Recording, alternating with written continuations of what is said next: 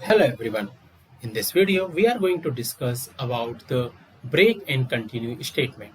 So these statements are generally used to control the flow of the loop, and they can be useful for managing the behavior of rule based on the specific condition. And then we will see about the for else also. So far you have seen if else and other in the different programming language you might be having the if mostly if else if kind of in a condition, but not for else. But in Python we have the for else. So that also we will see in this video. So first let's understand about the break. So break statement is used to exit a loop prematurely. Means when a break statement is encountered inside a loop, the loop is terminated and the program continue with the next statement following the loop. For an example, what I'm going to do, I'm going to take even for loop in, and here I'm going to take as in range. In this range I'm just taking till 10. Now here what I'm going to do, if I is equal to, for an example, let me take it as a 4, then what I will do, I will just say break, and this I'm going to print, and what I'm going to print, the I. When I will run at point of this time, what you are seeing, 0 1 2 3 and 4, sorry, 0 1 2 and 3, and it is not printing after that number. And the reason is because we have put the break, means it is breaking from there, it is not going to execute any further logic from here. So that is what the break means, it terminates the loop from that particular condition. Now in the similar way, what if I will do, just continue here. So here if I will put the continue, and when I will run this, you are seeing 1 2 3 and 4, it is not printing, means that it is saying just continue from there, and then further logic is going to print. So continue statement skip the current iteration of the loop and proceed to the next iteration.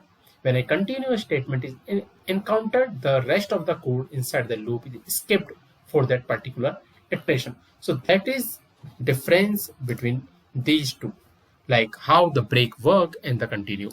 So in that case, let me take the break, and when I will run this, it will print 0 1 2 and 3. Now there is another thing. For an example, here I am just saying, instead of this, let me take it as a else now, and here I'm just saying print, and this I'm just saying found. And at point of that time, when I try to run this one, so so it is else on the for loop. So when I will run this, you are seeing it is currently printing like whatever we want now. But here what I will do, 11 I'm just going to do, means that number is not exist here. In that case, when I will print again, it is printing for all the, okay, let me take it as a and here what I'm going to give the space. When I will run this, here you are seeing it is printing 0 to 9, and when the number it is not able to find it, it is coming on the found, means that particular, or let me make it as a not found. When I will run this, that particular index which is not able to find out, it is saying not found, means it is going to the else of that particular for loop. When I will like remove that break and run this, you are seeing it is giving the error because it is not finding anything related to that. Expected a intended block after if statement on line number 4. Okay, so this one first, what we have to do, we have to make it as a tab, and let's run this again. So when I will seeing, it is directly saying not found in that case, because other thing it's not able to find it.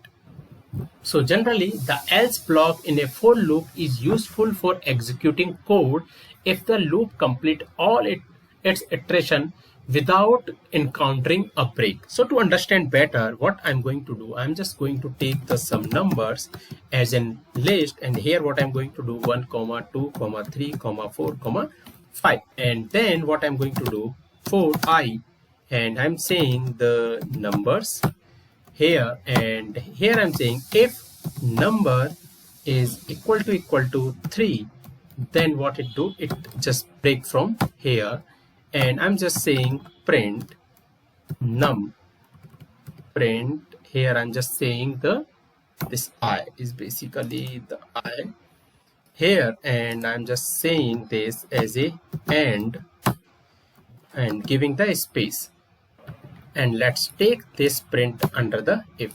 Now the next thing what I'm going to do, I'm just going to make as an else, and this else will be comes under the for loop. And here what I'm going to do, I'm just going to say print and loop completed without encountering a break, so that I'm going to give the message. And at point of that time when I will run this, so it is saying it is printing 1 and 2. So in this example, loop is terminated when index means I is 3, so the else block is not executed. Now the another example, what I will do here, this is the 1 2 3 4 5, and I will remove this break, and I'm just saying the print will come, and let's get rid of this if condition also, means I'm not going to take anything. And when I will run this one, so let's run this, you are seeing 1 2 3 4 5 and that message. So here the else block is executed because the loop complete all its iteration without encountering a break statement.